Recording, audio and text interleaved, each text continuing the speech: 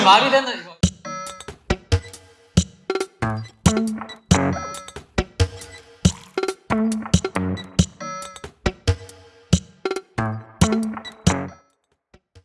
싱어송라이터 심상명이라고 합니다. 안녕하세요. 그럼 시작하기에 앞서서 오늘 패널 4분 각자 자기소개를 진행하도록 하겠습니다. 안녕하세요. 하드록 밴드 레미디에서 베이스 치고 있는 정현우입니다. 안녕하십니까. 농부에서 보컬을 맡고 있는 정석원이라고 합니다. 기타팝 밴드 전북들에서 노래하고 있는 오창일입니다. 네, 안녕하세요. 드림킹 소년소녀 합창단에서 베이스 치고 노래하는 배드리소라고 하고요. 본명은 배미나입니다. 만나서 반갑습니다. 뮤지션이자 기획자로도 각자의 활동을 하고 계신 패널 4분을 모시고 이야기를 나누어 보고자 합니다.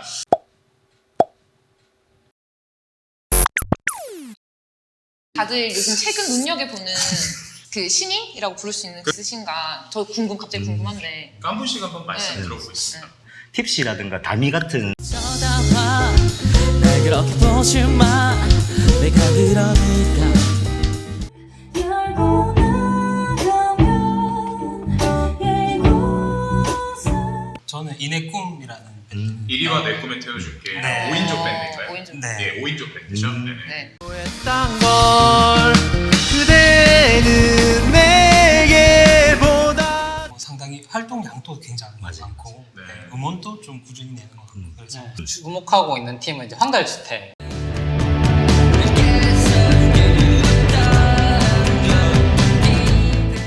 팀인데 이 팀이 재밌는 거는 메인 보컬이 가상인물이에요. 메타버스. 네, 오. 메타버스로. 그래서 메타버스에서 나오는 그 보컬이 이제 노래를 하고 있어요. 그러면 누군가의 목소리겠죠? 리허설할 때 TV를 이렇게 가지고 오더라고요.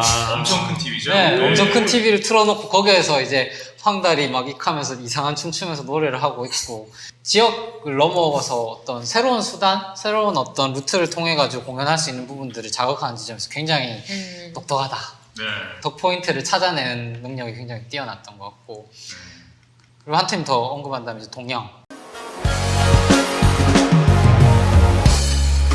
이제 말해 솔직하게 이제 싱어송라이터인 동시에 이제 그 사운드 자체는 이제 밴드 사운드를 활용을 하고 있다 보니까 근데 그 감수성 신혜경 좋아하시는 분들은 좋아할걸요.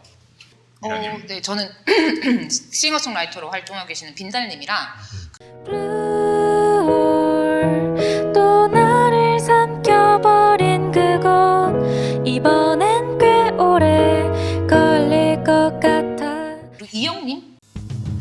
They know me but not who I am Cause I'm hiding under a black curtain It is you 작년에 그 대구 음창소에서 주관하는 그 경쟁 프로그램 참여를 하셔서 공연도 봤는데 굉장히 좋더라고요. 신인이 되게 없는 것 같은데도 지금 이렇게 4분의 말씀을 모두 들으니까 신인이 되게 많네요.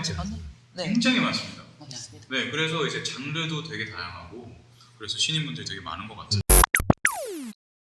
신인의 기준이 과연 뭘까요? 처음 발매되는 음반을 작품을 기준으로 하느냐 아니면 처음 한 공연으로 하느냐. 밴드 같은 경우에는 팀이 해체되면은 그 해체된 사람들은 어디론가 사라지는 사람들도 많지만은 꼭 한두 명씩은 남아서 또 다른 팀들을 만들어서 활동을 한단 말이에요. 그런 분들을 저희가 우스갯소리로 중구신인이라고 하기도 하고 싱어송라이터 분들 같은 경우에도 처음 시작했을 때 아이덴티티와 활동을 하면서 나중에 아이덴티티가 변화되면서 다른 활동명을 가지시거나 아니면 아예 곡이나 이제 뭐 이야기하는 주제들이 바뀌거나 그런 분들도 많아서 그런 분들도 어떻게 보면 신인이라고 그렇죠. 부를 수 네. 있는 거잖아요. 그래서 활동하기 시작했을 때부터 첫 앨범을 낼 때까지를 저는 신인이라고 정의할 수 있지 않을까 제 개인적인 생각입니다. 네. 활동할 때까지 그러면은 그 신인이라고 생각을 하셨다고 하셨잖아요. 그 다들 4분이 기획을 하시는 분들이니까 또 나름 어떤 기획 과정에서 어떤 신인을 써야겠다라는 거를 생각하시면 이제 각자 기준이 조금 또 다를 것 같아요. 혹시 미나님과 좀 다른 생각을 가지신 분이 계실까요? 저 같은 경우는 앨범이 처음에 나오고 나서 신인 딱지가 붙는다고 생각을 합니다. 근데 신인 딱지가 붙어도 이 대구라는 씬이 있지 않겠습니까? 그럼 대구 씬에서 뮤지션들이 얼마만큼 아느냐 또 굉장히 중요한 것 같아요. 그래서 뭔가 우리가 기획하는 어떤 공연이나 컨텐츠에 한 번씩 참여를 했다? 그럼 그때부터는 조금 신인이라는 타이틀을 드려도 되지 않을까라는 생각이 들어요. 왜냐면은 사실 저희도 알 기회가 없고 그 안에서 이제 은둔형 고수분들처럼 음원을 계속 제작하시는 분들이 계시잖아요. 그 음원이 벌써 2-3개가 나왔다면 그분들께 이제 신인이란 말을 드릴 수 있을까 하는 저는 의문은 있었거든요. 아, 네. 공연은 하지 않고 앨범만 발매하는 네. 분들에게 신인이라는 타이틀을 줄 수 네. 있을까? 네, 그런 고민은 조금 되더라고요. 네, 저도 그래서, 비슷한 생각이에요. 다른 그러니까 분들의 의견도 궁금하고. 네, 그 생각을 했던 게 뭐냐면 특히나 이제 MZ 세대라고 불리는 새로운 뮤지션들이 나오기 시작하는 형태들이 보면 경계라는 게 참 어려워졌고, 그리고 그 시작과 어떤 그거를 정의를 할 수 있다는 주요 요소 중에 하나인 베뉴, 그러니까 대구로 치면 헤비나 뭐 레드제플린이나 꼬뮌 같은 공간이 되겠죠. 그 공간에서 처음 활동을 시작을 안 하고도 음원들을 내고 있는 아티스트들이 많거든요. 굉장히 좀 바뀌고 있지 않나, 그쵸. 많은 부분에서 정의가. 온라인 속에서 활동하는 그런 뮤지션들을 좀 더 오프라인으로 끌어낼 수 있을까에 대한 방법들을 고민하는 게 우리의 또 역할이지 않을까. 네. 많은 분들이 좀 보여지진 않고 있어서 그런 분들을 좀 이제 많이 좀 드러내게 하는 게 좀 역할이 아닌가, 지금 여기 계신 분들의 어떤 역할이 아닌가 싶고요.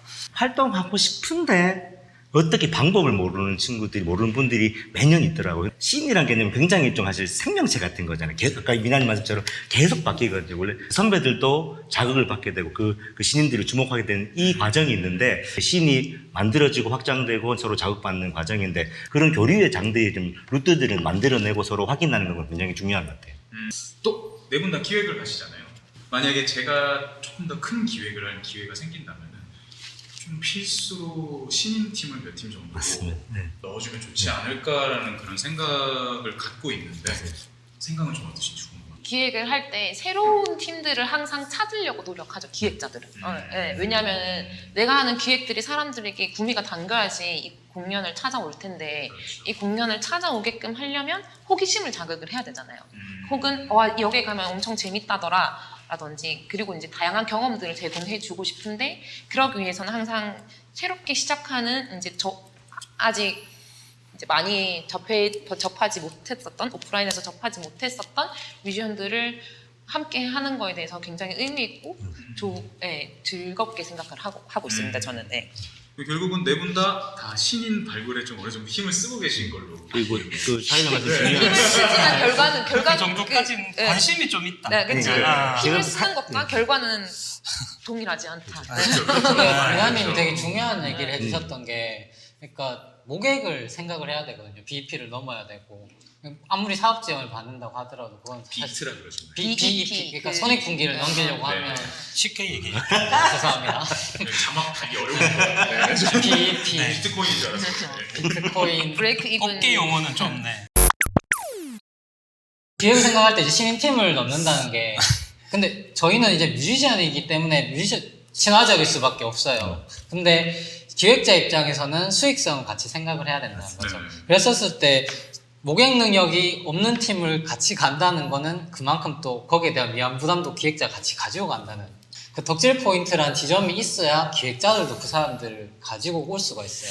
이거는 약간 이 오프라인 공연에서 약간 벗어난 이 그 밴드를 디렉팅할 때, 밴드를 만들어낼 때의 지점인 것 같고, 그런 이야기들조차 만들어내야 된다는 거는 이런 접점들이 있어야 알 수가 있는 거거든요. 그렇죠. 맞습니다. 그거를 스스로 처음부터 잘하는 친구들은 아마 저희와 같이 지금 여기 존재하지 않을 것 같아요. 여기서 이러고 있지 않을까? 네네네. 오케이. 근데 그런 노하우들이 이제 이런 오프라인 씬들을 통해서 사실은 많이 뭐 얘기되고, 그리고 그런 것들을 통해서 서로 조금 자극도 받고, 그러면서 새로운 얘기들이 나오고, 내가 왜 어떤 것들이 필요한지 돌아볼 수 있는 계기들이 되거든요. 그래서 어떤 페스티벌이든 헤드라이너가 존재하는 것 같아요. 헤드라이너가 모객을 끌고 가고 나머지에 이제 조금 덜 알려진 그런 팀들을 소개함으로써 그런 팀들을 발견하는 어떤 즐거움을 주기 위해서 다양한 팀들을 이제 기획자분들이 넣는 게 아닐까. 저는 이제 놀랍다고 생각하는 게 뭐냐면, 최근 뮤지션들은 그런 지점들을 우리가 훨씬 더 잘 그쵸. 알고 있는 것 같아요. 그쵸. 그러니까 덕질 포인트라고 하죠. 그 부분들을 잘 설계를 해서 시작을 하는 것 같아요. 덕질도 해본 사람이 그러니까 자기가 일단 무슨 거야. 맞아요. 해본 사람이 아는 거예요. 맞아요. 특히나 트위터라든가 이런 데 보면은 그 뮤지션들이 좋아하는 포인트들을 이제 팬들이 생기고 있으니까 팬들도 모니터를 해야 되거든요. 뮤지션 입장에서는 어떤 아티스트를 어떻게 좋아하게 되고 이런 것들을. 근데 그걸 보면은 최근에 만들어지고 있는 뮤지션들은 그러니까 대구 시내 한정되는 얘기는 아니지만 그런 지점들을 굉장히 잘 알고 있는 것 같아요. 그러니까 자기가 어디가 이쁜지 안다 이런 말처럼 자기가 어디가 매력이 있고 어떤 음악적인 어떤 매력 지점이 있는지를 잘 어필을 하게 된다면 이제 제가 기획을 하면서 입장에서도 아, 얘랑은 이런 공연이 그려지겠구나 이런 것들을 생각을 하게 된다. 그래서 저는 그 지점들이 이제 신인 뮤지션들이 잘 생각을 해서 설계를 해야 되는 지점들이 아닌가. 물론 미나님 말씀대로 이제 베뉴에 활동을 하면서부터 생기는 것도 분명히 있지만 시작하는 시점에서 그런 것들도 같이 고민을 할 필요가 있지 않을까. 어떤 그 방송이 됐던 축제가 됐든 공연이 됐든 거기 목적에 부합하는 그런 팀들을 섭외할 수밖에 없거든요. 그러다 보니까 많은 분들을 섭외를 할 수가 없더라고요. 그래서 섭외를 하다 보면 늘 약간 좀 이렇게 이런 분위기에는 이런 팀이라고 약간 좀 그렇게 좀 되더라고요. 그래서 정형화될 수밖에 없는. 네. 그런 게 좀 이렇게 어쩔 수 없이 왜냐하면 그 저 원청 쪽에서 원하는 그런 그렇죠. 합의점을 좀 찾아야 되니까.